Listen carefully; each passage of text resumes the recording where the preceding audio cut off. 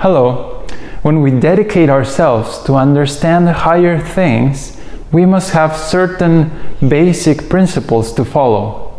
For example, the Vedic Way recommends that one should not take intoxication. That means one should not drink alcohol or smoke some kind of drug or something like that. Why? Because if I want to think about myself or God or anything that requires higher intelligence, I can't, because, if I'm drunk, I can't even walk. What to speak of thinking of higher topics.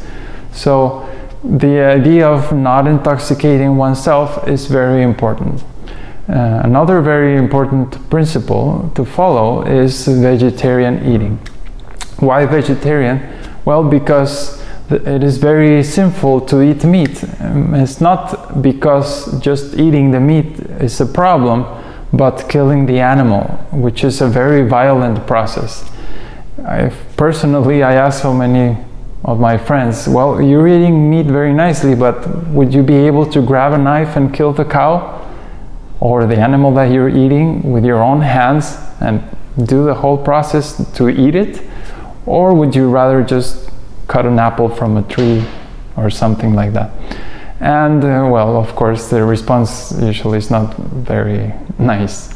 But the point is that one should be as least violent as possible. And vegetarian eating and a lifestyle of cooking vegetarian food and preparing it is non-violent. So this is another Vedic way of eating. Then there is another principle, which is no gambling, which means one should not just speculate in life. And that means things like lottery or stuff like that, is kind of a cheating process, because I'm trying to earn money by luck or chance instead of by work or higher intelligence. So that kind of stuff is not recommended. And the last of the main principles that the Vedas recommend is to have no illicit sex. That means that sex life should not be used just for the purpose of enjoying, but should have a very particular goal of having children. So these are the main 4 principles that if you can follow these things, you will experience that your life is much more pure, clean, least disturbance, so that you can focus your life in God. Unfortunately, many people these days are not able to follow these things.